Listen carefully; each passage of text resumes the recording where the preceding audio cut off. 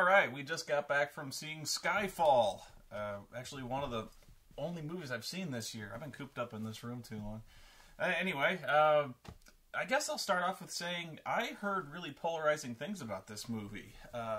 You hadn't, actually. It's pretty much universally beloved by critics, right? Yeah, and I've stayed away from message boards because I didn't want anything spoiled, so I just kind of sequestered myself. But I just saw the tomato meter and everyone saying it's one of the best Bonds in years, or one of the best Bonds, period. Whereas I, on the other hand, have, as soon as I mentioned I was seeing Skyfall on Twitter, I get a ton of responses saying, don't bother, oh, it sucked. Don't even bother leaving the house. It's so overrated. All this really vitriolic stuff. I know Twitter's prone to hyperbole, and so am I, frankly, but wow. There was almost no middle ground here. There was nobody saying it was alright. No, it was either really good or it sucked. So, I guess we'll start with you. What did you think of it? Oh, I liked it a lot. Okay. Well, okay. I guess I find to kind of psychoanalyze Twitter, which is a dangerous hole to go down, but I find that James Bond fans are pretty fickle about what kind of Bond they like. Yeah. Some like the Roger Moore style, some like the action style, some like On Her Majesty's Secret Service. Yeah. And in this case, Skyfall is almost a rejection of a lot of the over-the-top elements, and even though there's a lot of action and a lot of the same Bond stuff, it's very much more grounded down. Yeah. Yeah, and I've actually, ever since Casino Royale, I've said that this is my favorite style of Bond by far. In fact, all of my favorite Bond movies are the ones that basically don't involve the gadgets, that in no way resemble, they don't have the gadgets. They're not with the super goofy villains. They don't have the really crazy laser traps that slice you from groin to face. None of that stuff. That's not how I always thought Bond should be. And it really puts me in a minority here because all of the classic Bond movies that are released, i.e. Goldfinger, pretty much I would say that's pretty much the one that is prototypical, or the main example used for Bond movies, right? It was where it probably got. See, I'm a fan of others like Thunderball and From Russia with Love for the Sean Connery era, but the Goldfinger one was kind of one of the best blends of having the over-the-top villains and the Bond girls and all of it coming together, that sort of thing. See, I can't stand it. I always felt bad. Like, I go, it's okay, but it's just not my style. It's in many ways, it's kind of the difference between what kind of Batman you like. Some people, a lot of people are very into the Adam West Batman, and I don't have a problem with that. I can't stand it. It's just not my style. I was never into the goofy, campy stuff. My tastes have seemed to have changed as I've grown up. When I was young, I loved the Roger Moore. It was funny as hell. You had the cheesy one-liners, the stupid gadgets. You could just laugh at that thing the whole time. And I couldn't stand any of the ones that, like Dr. No or On Her Majesty's Secret Service or anything that tried to be a more serious Bond. I fell asleep during those things. Whereas now, I almost I push aside the Roger Moore. There's very few of his movies that I can now watch. Right. And gravitate more. Some of my favorites are like From Russia with Love, License to Kill.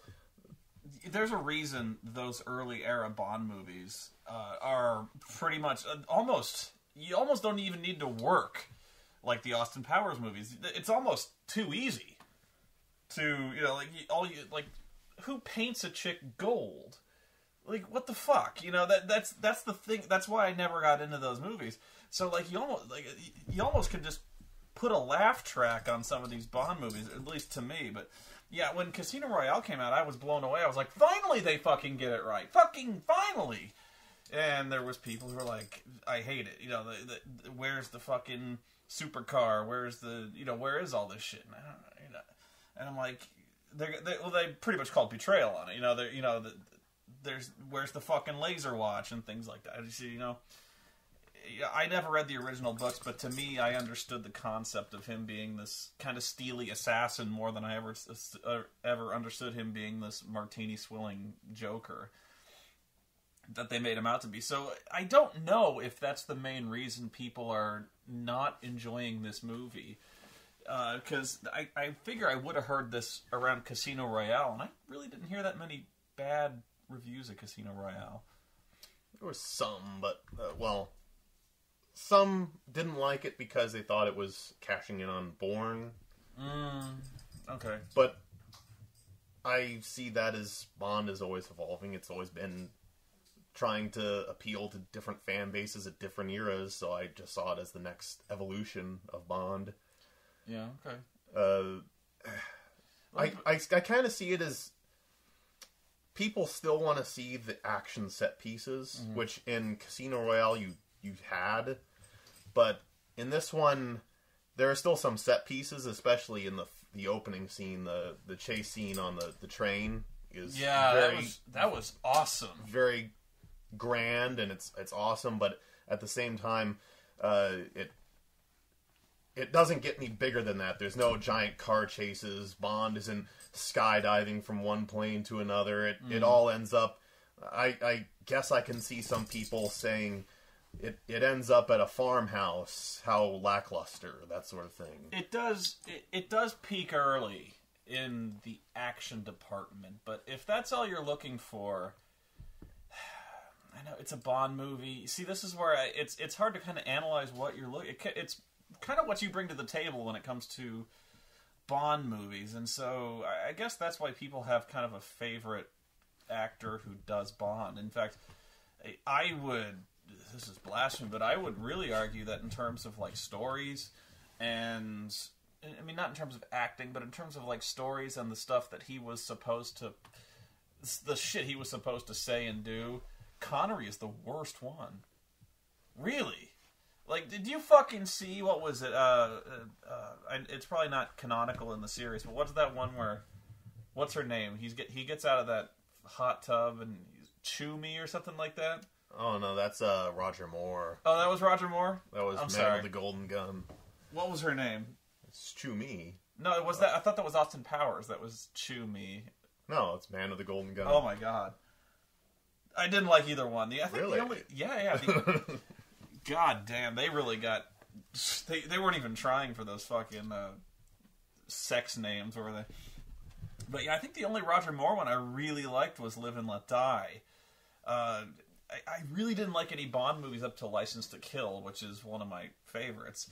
But again, there's no gadgets in that fucking movie. It's just Bond being a straight-up killer. He's got this problem with this dude, and he goes and he fucks him up. It's pretty much all I was asking. But anyway...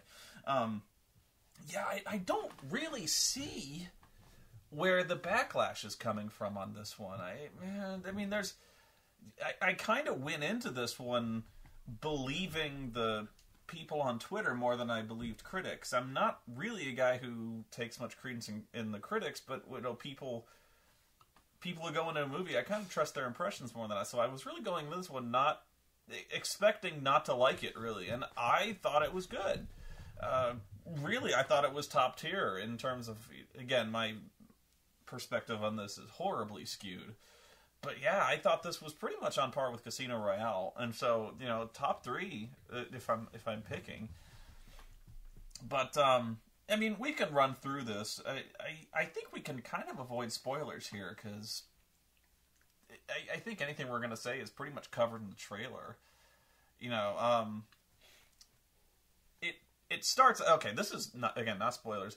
The opening sequences, there is a hard drive that's been stolen, and it contains the secret identities of a shitload of these undercover agents in various terrorist organizations. And Bond tries to stop it. He's with this other agent.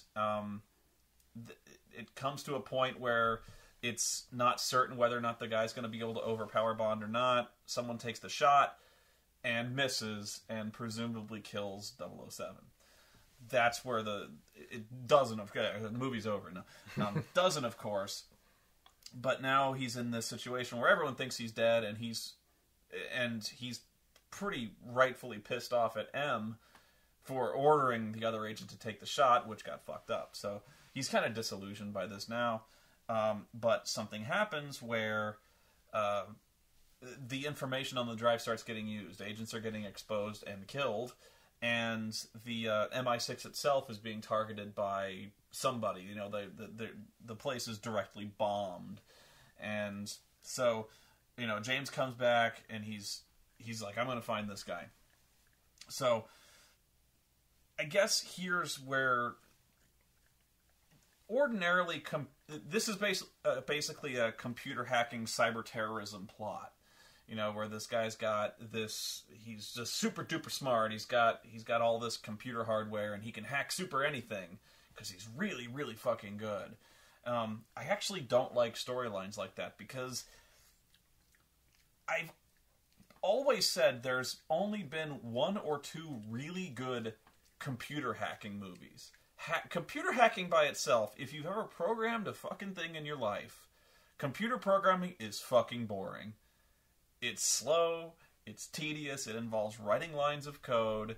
It's not like this thing, like in the movie Hackers, where you're like, oh, you're typing, you got this little thing over your face, and lines of code are scrolling, and fucking Daft Punk is playing. Actually, this is before the Prodigy is playing, Crystal Method. Yeah. And you're not like, ooh, this is cool. So anytime there's any kind of computer hacking, they always have to abstract it to make it visually interesting, because it's not interesting. Okay, by the way, the only good computer hacking movie I can ever think of is War Games. Just saying. Here it's almost a little CSI Miami. Yeah. Where one of the big hacking scenes, Q is on the computer, and it's represented as this giant squibbly, swirly thing on the screen. It's like a spider web that's all white, and Q's like, seems to be some kind of decryption algorithm plugging up our firewalls. Strip the headers from the sockets, and you know, he's like, damn, he's blocking my I/O ports, and you know, this bullshit. You know, it's always gonna be bullshit, and they have to do this to make it interesting. But it's just techno jargon and babbling, and so Bond is like, look there on that random line of text, type that in, and Q's like, why, Bond, you're genius! And he types the shit in, and all of a sudden, the fucking white spider web turns red, and we're like, oh no! It turned red! That's bad! You know, so every fucking time they do a computer hacking plot, I just, because it's so, by necessity, it's pandering. It's pathetic, you know, the way that it's got to be actioned up. It's got to be, because by nature it's boring as shit. Yeah, it's got to be made clear to everyone in the fucking cheap seats. It's got to be made clear to Grandma, you know, that as soon as the lines of code turn green, we've hacked things, and you know, so like, if there's a huge problem with this movie, that's it. That this is basically a cyber terrorism movie. Ugh, and I can never get over that. So so we're dealing with a lot of techno jargon and hand waving. Basically, you just got to accept the fact that Javier Bardem is just really fucking smart. He can, and literally he can do anything with this computer, to the point where this is no kidding how he bombs MI6. How does he bomb MI6? He remote turns on the gas. Yeah, he turns on heating to the building and then triggers it to explode in M's office. Okay, yeah, he turns on the gas with his computer and then blows it up with his computer. No, through M's computer, because he can hack that. And I'm like, why did they hook up the thermostat to MI6 to the interwebs? Well, M gets cold, and she'll have her iPhone, and she'll have it preheated before she gets in there. Yeah, and I'm just like, we didn't have to do this. You know, it didn't have to be this. Computer hacking, I don't have to explain it. Like, why? And you'd think, like, I know this is just daydreaming here, but if you think you have super sensitive equipment that can You know, like, you'd think M's computer. You'd think her computer, if none others, with these highly sensitive classified documents on it that can sink the entire nation. Now, hers doesn't have that agent list on it, but you can imagine getting into M's fucking computer. That would be a pretty big haul in and of itself. So, like, why the fuck is that on the network? Why is that publicly accessible to anyone with a magic hacking program? I'd imagine you'd keep that somewhat private. I just, really, that is so stupid. But yeah, and so I guess here's where I kind of let it go, in the sense that as soon as I just got finished saying you'd think they wouldn't have this done, right now in the news, one of the biggest problems confronting us in the sense of national security is the woefully inadequate security that we have in terms of cyber attacks. Like, right now, even, I think people are saying, like, we're getting fucking hacked by Iran and China and things like that, you know, and they're saying, like, oh, our power plants are susceptible to this kind of attack, you know. So the CIA is pretty much laughably bad at this sort of thing. And so I started thinking about that and going, you know, maybe hacking the thermostat is a bit over the top, but to a certain degree, this may not be completely out of the realm of possibility. Like I said, the thermostat, way out there. But one could believe that, you know, with a computer, with any kind of talent and the drive to do it, he could cause some serious damage. You know, for instance, using this list, being able to decrypt stuff that was previously thought undecryptable. It's got a 256-bit encryption key. It's unhackable, but he's hacking it. You know, but in a sense, this actually, real-life events, which I'm guessing this is kind of based on, just in that loose sense, I kind of let it go. I kind of gave it a pass on that one. I don't know. I saw it more broad strokes. I mean, it's just get Bond here. He hacks things. He hacks things because he's awesome, and Bond has to go here because the nerdlinger told him to, and he decrypted the little squid on the screen. Yeah. I honestly think that I only thought that only bothered me. Maybe it bothered a lot more people, because I think if there's a huge problem, that's it. The fact that you just kind of have to do what the nerd says. Like, you have to get that encryption key for me, Bond. He's hacking our firewalls. It's always firewalls. That's a cool-sounding word, as firewalls. It sounds like you can't get through that because it's made of fire. And so if you can get through it, like, you're really amazing. Like, because they use that word a lot. They're like, how'd he make it through our encryption firewalls? And I'm like, it's not even a thing. It is a thing, and he made it through it. Firewalls, man! He made it through our secondary firewall inside our first firewall, and nobody has that. I don't even have that. You know, in fact, there's stuff that even Q is like, how did he hack that? That's unhackable. Like seriously, he's like, he hacked the blow drying machine in the men's room. That's not possible. My password, everything shouldn't have been TARDIS. He hacked the condom machine! This bastard! In fact, he's even got a sense of humor. He put this little cartoon on M's machine, and he's like, somehow this thing appears on M's laptop. Because he hacked that too. This guy is just fucking amazing. Why did he need the list? See, I was more expecting her to get an email from a Nigerian prince asking if she wanted to inherit some money. In fact, now that I'm nitpicking this shit, I'm tearing this movie apart. Because, like, okay, here's the thing. He goes around, he's telling Bond, like, you can do anything with a little computer know-how. You want me to destabilize the government of Nigeria? Boop, done. Do you want me to crash Microsoft with a few strategic stock transactions? Boop, done. And I'm like, well, if you can do this, why do you... Why? Okay, what does he want, really? Like, okay, he wants to kill M. Or at least on the surface of it, that's what he wants. So why doesn't he just do it? Like, why does he have to fuck around with hacking her firewalls and blowing shit up? And he just wants to personally just destroy her in every single way. He's trying to humiliate her. He's trying to, but hack her car and drive it off a bridge. You can do that apparently because it's got a computer in it. You know, because that's really what they're going for here. Is like anything with a computer he can hack. Because and it just seems like, I mean, I get it. He feels personally betrayed by him because of stuff that happens, and like he wants to humiliate her, but it just seems like an awfully long way to go for a guy who can do kind of anything he wants, to the fact that he's basically a god. No, he really was. He was like, "Do you want me to destabilize a multinational corporation?" Boop! I did it. Like he's like, what do you want? You want Apple to go down? Boop, I did it. Like, I'm not even kidding. That's a scene. So, I guess you got to get over that. I don't know. I don't know if I get over it now. This movie sucks. At the time it didn't bother me, but now it kind of does.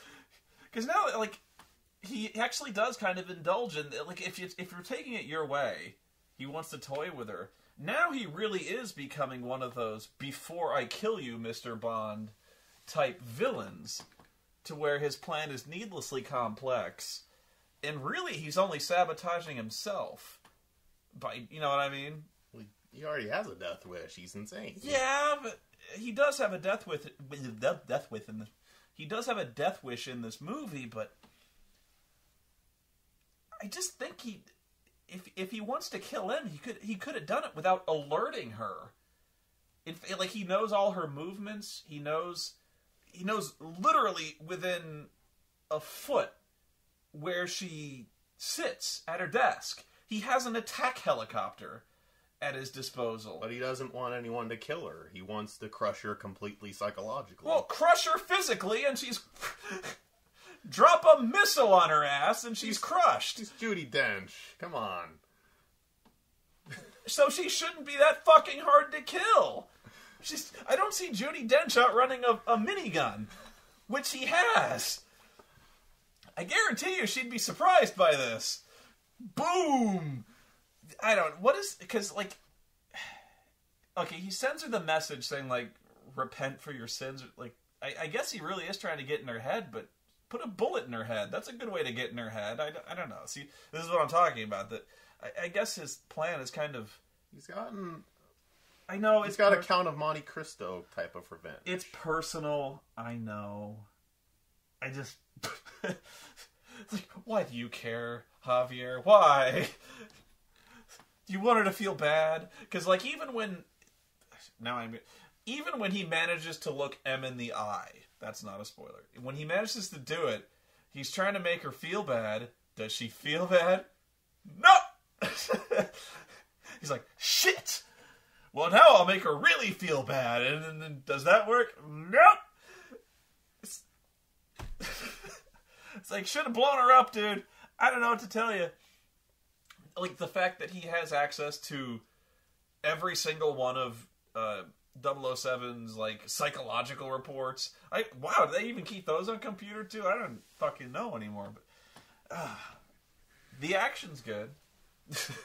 No, I think where this one shines, and I think where I was willing to forget a lot of it, is the fact that, strangely, we actually introduce character for pretty much the first time in 23 movies.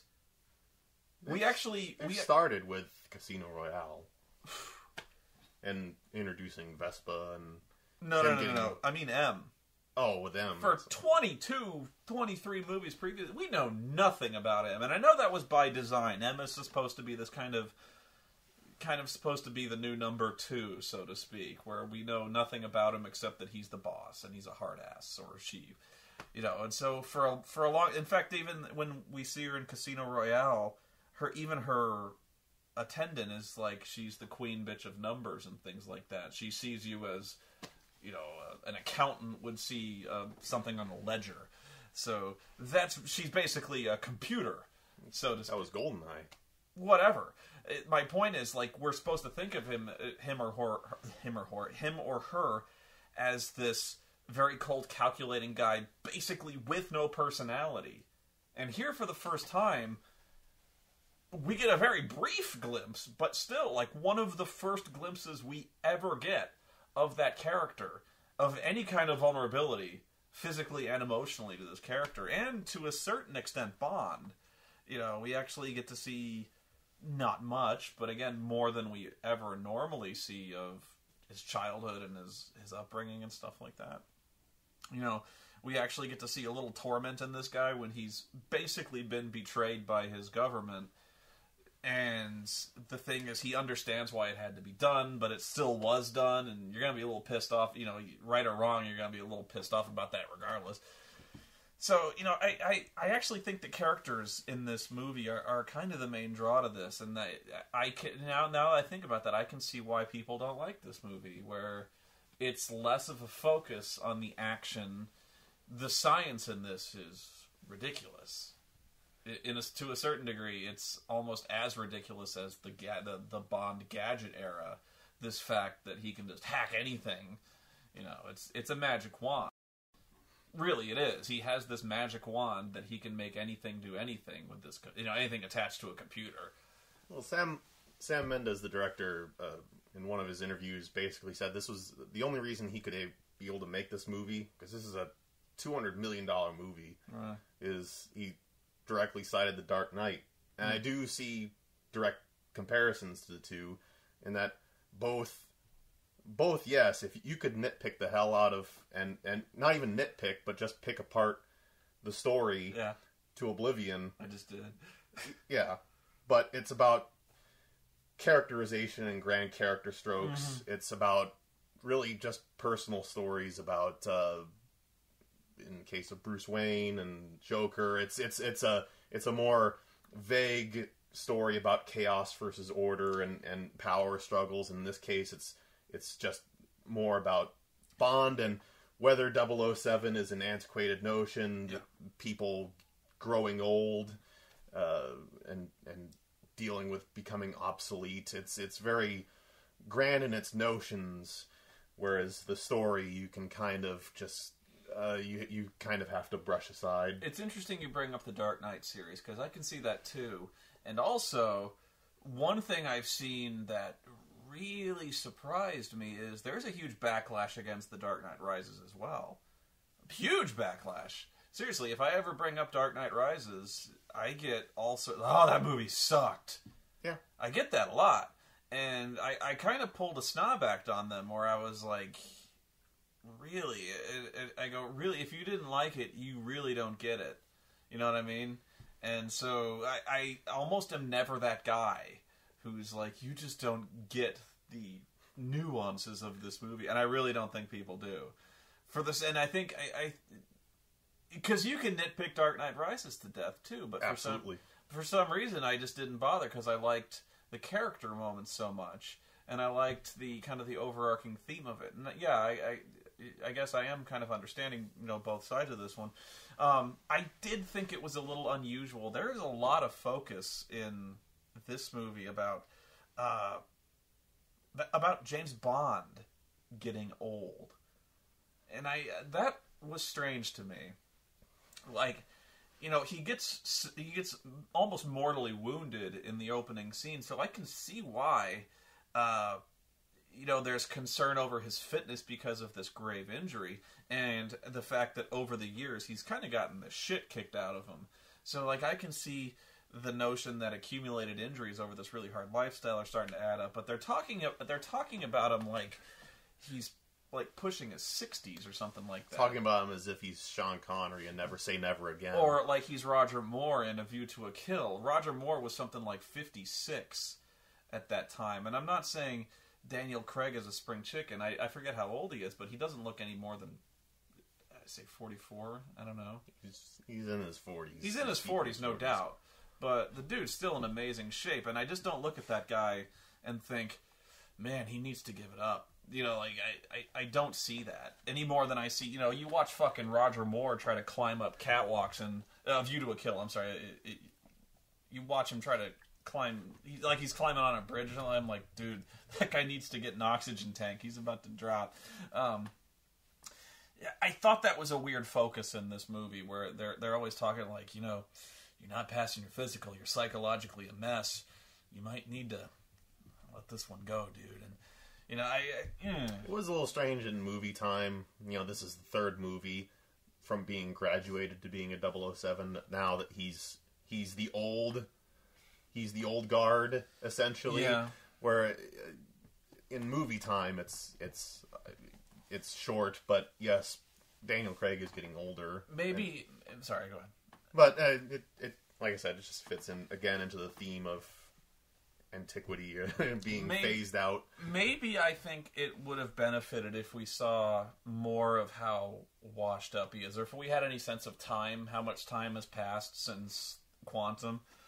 I think maybe like if we established that a lot of time had passed and like he'd really racked up injuries like they did in Dark Knight Rises. Like when you see Dark Knight Rises, it's established that for years this guy's been so beat up and so crippled, he's become a recluse. He's psychologically a wreck. You know, he can barely walk. They established that much better in that movie. And I think that's what they were trying to go for here. But beyond he got shot twice, one with a high-powered rifle. And I'm not minimizing that. I'm just saying that the most we ever see of him in really any kind of serious trouble is like the opening scene where we see him just getting hammered. Just drunk, and the second scene where he's training and he's like, "Ow, my arm," and like that's it. You know, if we saw something where like he's really struggling with alcohol, and I guess like he looks all kind of disheveled and unkempt, but we don't see him drunk. Like we don't see him really. He just seems like he's in a bad mood. You know what I mean? It would have helped if we saw. That's what the training montage was supposed to show us, is that he's not in shape. He can't run. He can't shoot nearly. That's the one thing they established really well, is he can't shoot for anything anymore. And Javier Bardem has access to his personnel file, and he's like, "Oh, you've got serious problems with painkillers and booze." And I'm like, "Well, I believe him. Like, yeah, you get shot like that, you're on painkillers, but we never see him do that. We don't see that he really has a problem. You just kind of take the movie's word for it, and I really would have rather we seen that. You know what I mean? I think maybe they could have established a little better that. Even in the whole training, and not a montage, but in the training scenes, the only time, yeah, they could have done more, because we just see him like. Really, the only thing they hint in that scene is like he doesn't have very good cardio. Like he's doing chin-ups, and the guy's like, "You want to do this later?" And Bond's like, "Yeah, I need to kind of loosen up, get some water in me, rehydrate, get those electrolytes." And he's like, "All right," and he leaves. Oh, that's like really all we see, and I'm like, okay, you need to work on your cardio. I don't see painkiller addiction. I don't see alcoholism. If anything, he was more. Kind of liquor swilling in Casino Royale. You remember that scene where he gets kind of slashed across the chest and he's like downing like a fifth of fucking scotch? And I was like, wow, dude, slow down on that stuff. But yeah, we don't really see that in this movie. And again, nitpick. But I was just kind of puzzled by the whole thing. They kept harping on it over and over again. Like, you're getting too old for this shit, dude. And I'm like, he doesn't really look that old to me. Anyway, now, what I thought was much more effective was the fact they were calling M old, at least in the sense that, by the very nature of this movie, the fact that MI6 itself is the victim of a cyber terrorism attack, that they're like, our current methods of counterintelligence are ineffective, and they're ineffective because you're a fucking dinosaur. That's, I thought, was much more effective, but I don't see them pointing the finger at Bond and going like, you are part of the problem, like, you don't know shit. I just didn't see that. But yeah, when, M, I was much more sympathetic towards M because they're trotting her out, they're basically scapegoating her. Not basically, they are scapegoating her for these cyber terrorism attacks, the leaks in intelligence, the loss of the list, all this stuff, and rightfully so. That's the thing, where it's like you sympathize with them, but at the same token, they're kind of right. they're both right. You know, maybe they really are behind the times when it comes to counterterrorism, cyber terrorism, to the point where even Q, who is actually really well done, I liked Q in this movie, where Q actually, who is self-proclaimed to be one of the smartest minds when it comes to computers, is pretty much soundly defeated in this movie, right? Yeah. So, you know, it raises a good point that it can't really solve with a gunfight. So, like, it kind of ties things up in a nice, neat bow. It raises good questions, but doesn't really give very good answers. So, yeah, you know, I'm kind of cooling on this movie right now as I think to analyze it. I thought the performances were really strong. And I think I can forgive a lot in this movie because Javier Bardem is your Lord and Savior. And that man acts for your sins. He is so awesome. And really fucking just awesome in this movie. I'll let a lot of stuff go because that performance is so good. He's good in pretty much everything he's in, right? I cannot say enough good things about this guy. He's that good. And he really does put on a really eccentric, unusual performance when it comes to this guy, you know what I mean? Oh, yeah. I also thought, you know how almost all Bond villains have something really weird about them? Like, you know, what's it, Stavro, the guy with the cat? Whatever the bald guy with the cat is, you know. Blofeld, yeah. He's got the fucking scar over his eye. He's got this weird fucking head. He's bald, you know. Scaramanga, third nipple. You know, the guy, I hate this guy. The Die Another Day dude who has diamonds in his face. Because he can't pick those. Ow! Get a pair of fucking pliers, dude. I'll get those out. That would have been a nice little character tick he would have had. Who'd just been like... He's like, yeah, he picks at him. That would... God damn it. These fucking things. You gotta squeeze them off in the mirror. The white Korean guy. But this guy actually has one of the more interesting things I thought was really well established. It gave this awesome reason why this guy is willing to move heaven and earth to fuck with them. Like, I get it. Like, he wants to make her suffer and writhe and just feel an ounce of the pain he did before he, you know, because basically what happened to him is he got captured and M basically just gave him up. And so when he realized that, you know, they weren't going to save him, he popped a cyanide capsule, but the cyanide didn't kill him. And so you can imagine, maybe you can't, but they show you what happens to somebody when they get a good nice dose of ingested cyanide poisoning. So it's a really horrific scene, and I thought one that, you know, really you only get one glimpse into it. But that's enough, and it's not this thing where the guy's got this obvious scar on his face. It's not something really ridiculous. It actually is. It makes sense, you know. It is something that now, you know. Again, I turn a 180 on this thing where I was like, well, why does he want to fuck with her? When you think of what that guy must have gone through, yeah, I kind of get it. You know what I mean? I still would have just blown her ass up, but you know. It makes more sense knowing that. Not a lot of sense, but I liked it. You know, it was watching the performances. It was actually, in another regard, the movie does kind of rip off Dark Knight in the sense that he wanted us to take him to lock up. He planned all this. He had his computer with him. Oh God. He knows everything about computers. Oh God. I'm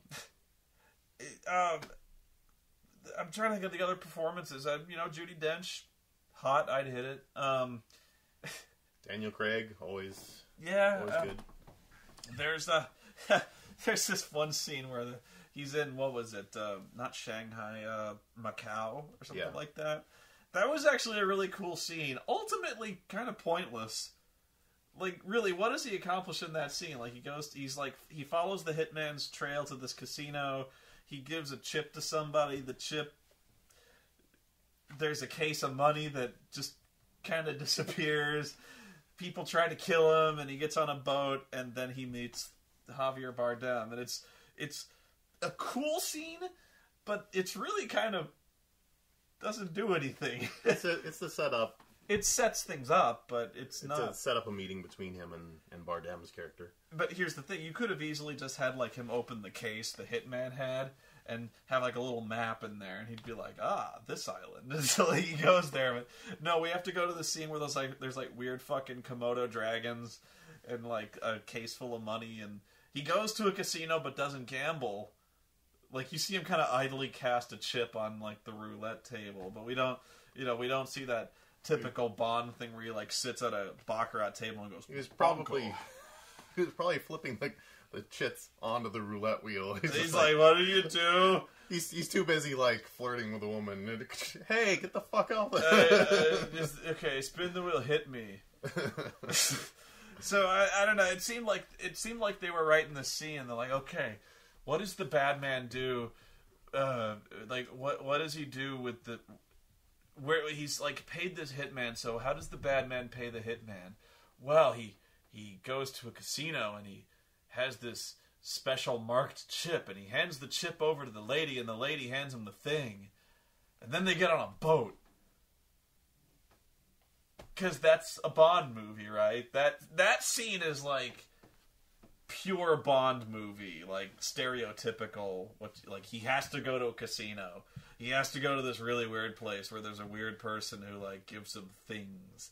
And there's weird animals, and he has to get, like... Well, that's the one thing they have, are exotic locations. Yeah, it has to be an exotic location, so there's, like, big dragons, and there's a boat that goes through the dragons, and there's fireworks. And so, like, ultimately, he really doesn't need to go there. And, in fact, the location is kind of wasted by the sheer notion he goes to a casino and doesn't do anything there. Like, I know there's business to be done, like he's trying to find this hitman and things like that, but it's like, whenever you think of Bond... He's pretending to be the hitman. Yeah, but whenever you think of Bond, you always think of that scene where, like, Connery is, like, he's in his tux, and he's like, Bongo, I'll have a martini. And he starts playing cards and stuff like that, and the really hot lady sits across the table from him, and she's like, you play cards very well, Mr. Bond. James Bond. You know, that very, very, almost in every Bond movie scene. You know what I mean? A stack of chips represents my penis. So, yeah, they're like, so it's like they were writing the screenplay, and they're like, we gotta get Bond in a casino. And so they're like, yeah, okay, so, like, yeah, they pay the hitman in a casino. And he goes there, and then he leaves. So, yeah, it's that scene in every Bond movie. They kind of, I guess they felt like obligated to do it. Casino Royale they must have loved, because they spent 9/10 of that movie in a fucking casino, and he's playing cards in a tux, or a dinner jacket rather. You know, it's so easy to write. I could write that shit. He's like, deal. Yeah, you know, I don't know. Now that I think about it, that scene just kind of, it's really an excuse for him to, like, just, like, set up a meeting with the guy and get laid. He's got to be pimping his tux. Yeah, because you got to show him pimping out in a tux or a suit or something like that. You got to go to the exotic locations, but ultimately that scene is kind of superfluous. I think I could have knocked that scene. You could have cut that scene and knocked out what you had to accomplish with that whole meeting thing, because really, you don't need it. You know, there's that scene where. You did kind of need it, because there's that scene where, you know, Javier Bardem has to show that he's a really bad man who's willing to kill anybody. So, yeah. I don't see this as being a movie that you hate. I don't hate it. I don't. Or anyone else. I mean, it has...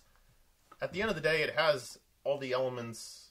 I mean, it doesn't... Maybe doesn't have enough for some people, but it still has some of those big action set pieces. It's got the girls. It's got the exotic location. It looks beautiful. Yeah. You see the money on the screen as you know, all the locations are just gorgeous. Yeah, this movie isn't... it's not a smart movie, but it has enough momentum to carry it through those moments where you don't really stop to think. Like, now that I'm stopping to think, yeah, the casino thing it's cool at the time, but when you started, like, why does he have to go there? Like, this you almost recognize that this movie is purely in there because Bond goes in casinos and does things. You know,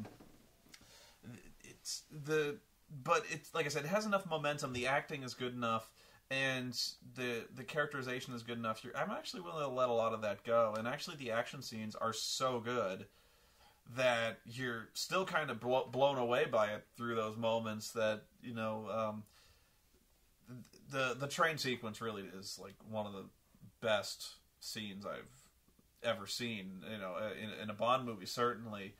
But it's kind of up there with a lot of my favorite action scenes. I've always said the best action scene I've ever seen was the minecart chase in Indiana Jones and the Temple of Doom.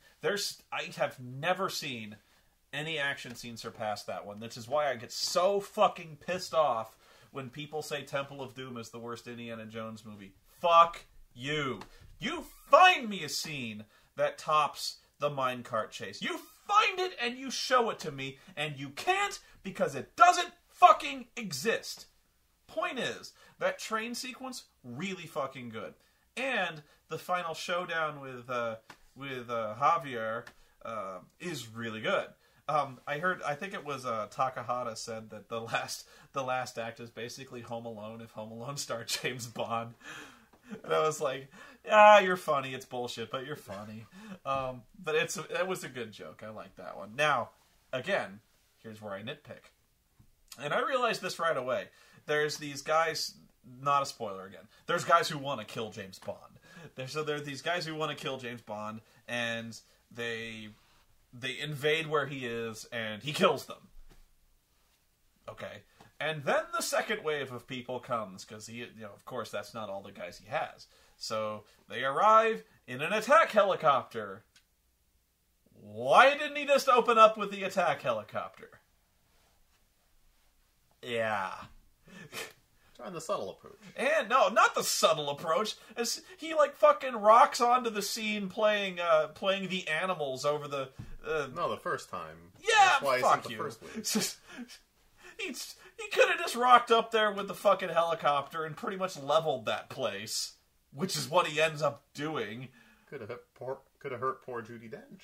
That's the point. You got this all wrong. I don't know what you're talking about. He could have what was he doing? Like, what was he like? He's like everybody. You 8 guys, go over to that house. We'll chill out over here.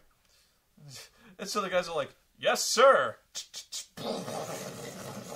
Javier's like, ooh, might as well start up that helicopter. I didn't think we'd need it.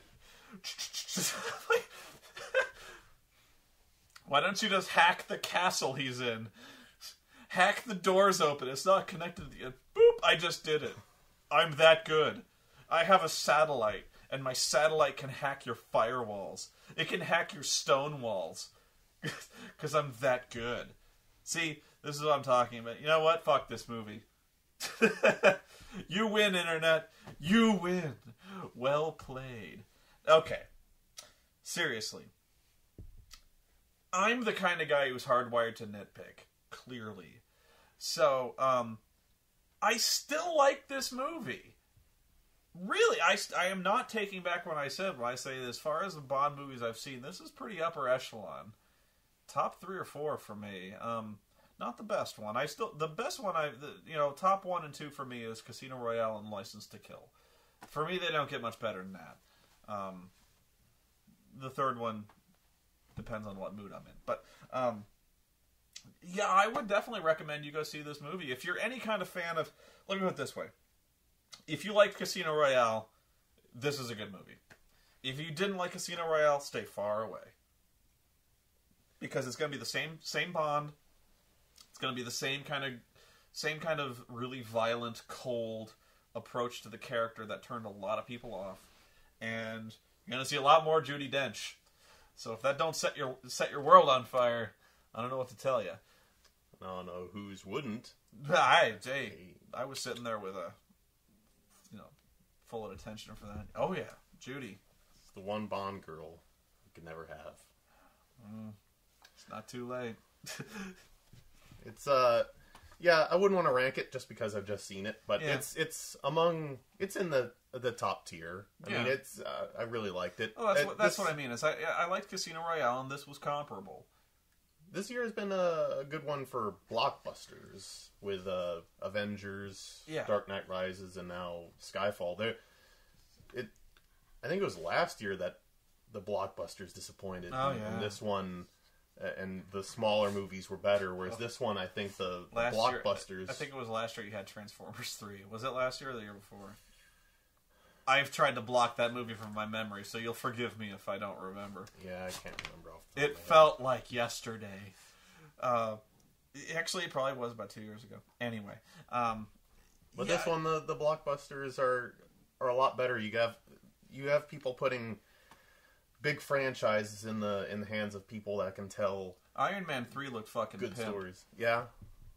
They're finally going with extremists in Iron Man, and I'm guessing if you haven't read the comics, you have no idea what the fuck I'm talking about. I have no idea what you're talking Yeah, about. extremists, long story short, is basically he can control the Iron Man suit with his mind. It's more than that, but that's what it is. They're also bringing in they've been hinting at this villain coming through for 2 movies now, the villain Mandarin, which I think will be really cool to see. Looked really good. What was the other trailer we saw? God,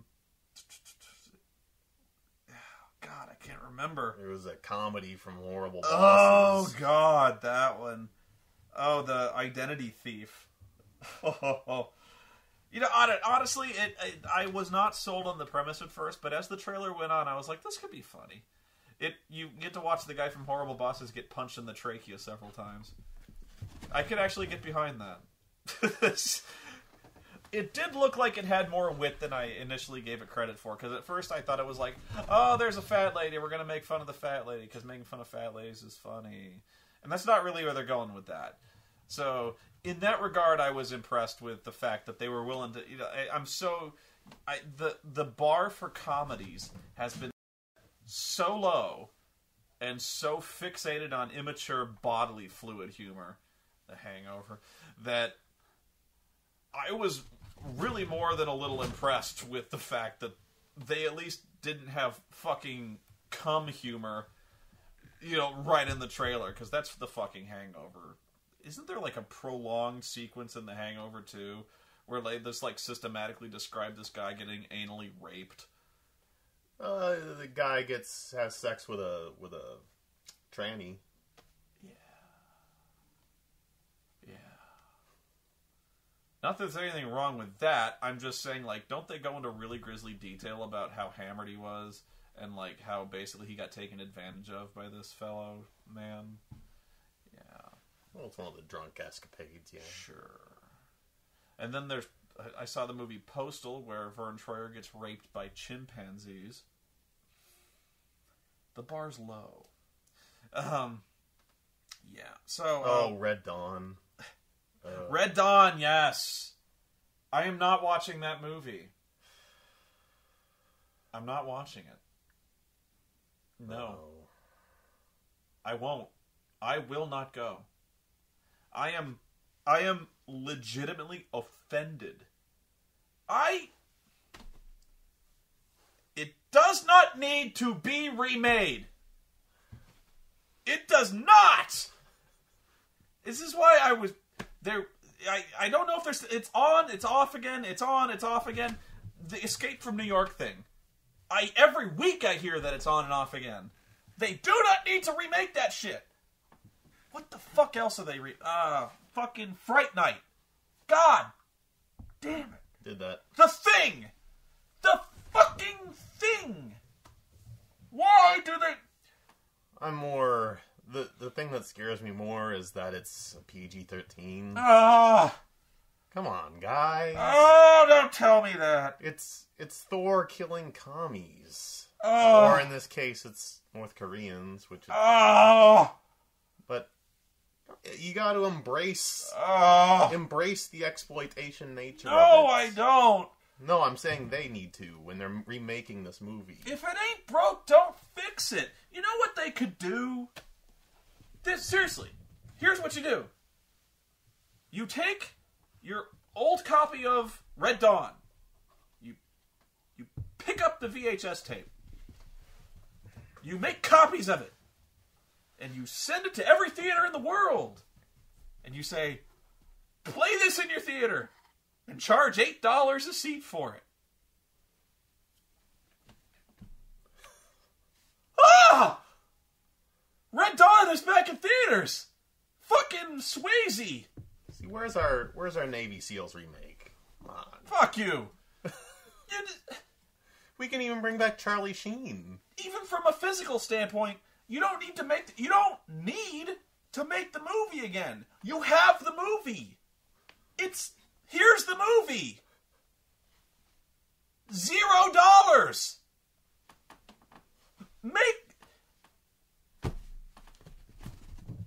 Just put the movie back. They've done this. It's not unheard of. Fucking Titanic. They didn't do anything to that movie. They ran 3D, but big fucking whoop. 3D. They just put the movie back in. Guess what? Fucking Titanic made $1 billion more. You can do this with so many movies. They're like, it's like this weird, bizarre thing. Like, there's art house theaters, and they show old movies. Like, one time, I saw 2001: A Space Odyssey in theaters. Guess what? If you put fucking Red Dawn, the original Red Dawn, in theaters, it would make $1 bazillion. Okay, maybe not $1 bazillion, but it would still make you lots for no money. Just make film prints of the fucking movie. You want The Thing? Put The Thing back in theaters. Make a fucking trailer for it. You've already got trailers. Actually, show the trailers and be like, this is a really good movie. But it doesn't have CGI in it.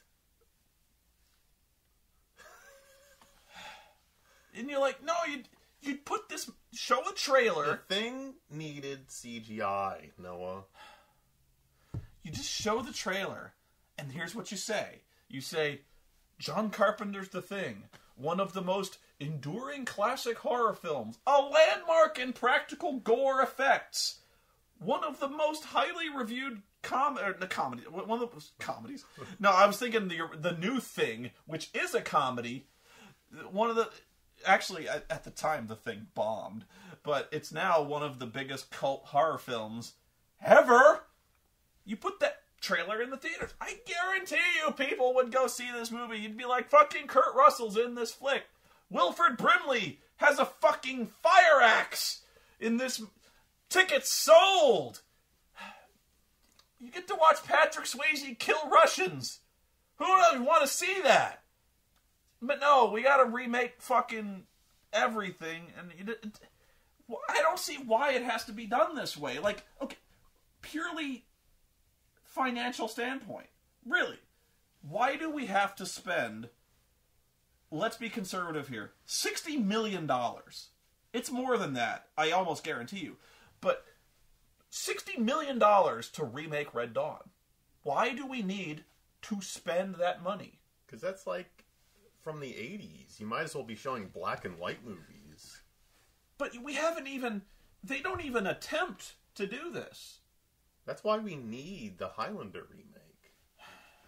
And hopefully... I will fucking kill you. And hopefully with Justin Bieber as Connor McLeod. Okay, you are not leaving this room alive. Because why? He's popular with kids. It hasn't even... Has it never occurred to them? 60 millions of dollars, millions of them. You're like, remake this shit. Remake this thing that won't be anywhere near as good. Is it like you can count on one hand the number of remakes that surpass the original, really. And this is not something that is this obscure, little-known fact. Everyone knows this. They have to know this. I have to believe that, even in the cloistered boardrooms of Hollywood high-rises, that they go like, what we should do is we should remake RoboCop. There's nothing wrong with RoboCop. It still holds up. In fact, it holds up better now than it did back then. No, we got to remake it now. I just don't understand. You don't need to write a check to have this good movie. It is almost literally printing money. There's no overhead. You make a print, you send it off, money rolls in. See, before you had the real Jeff Bridges, now you can have CGI Jeff Bridges. Because, even with these remakes that they're doing, they're nowhere near as good. They must know this, and so one of the main reasons they get butts in the seats is because they can cut together a really good trailer. Sometimes they don't even manage to do that. But all you've got to do is sell people on the trailer. They've been doing that for decades, making really shitty movies look really good because they have a really fucking good trailer. There's a whole business. There's a science to that. It wouldn't take you that much effort to make The Thing look good. Wouldn't take you that much effort to make fucking RoboCop look good. It blows my mind that they don't see that spending 0 is better than spending 6,000,000,000. I'm sorry. This is what happens to me. I'm fucking pissed off. I'm pissed off at Final Fantasy fanboys again, and I'm pissed off that Oreo ate a fucking controller while we were away. I'm pissed off they're remaking fucking RoboCop and Highlander. God damn it. Sign us off. Skyfall. I liked it. I don't know why I liked it now. I hate all of you. I hate me for nitpicking this movie I liked. I ruined it for me. I'm so tired.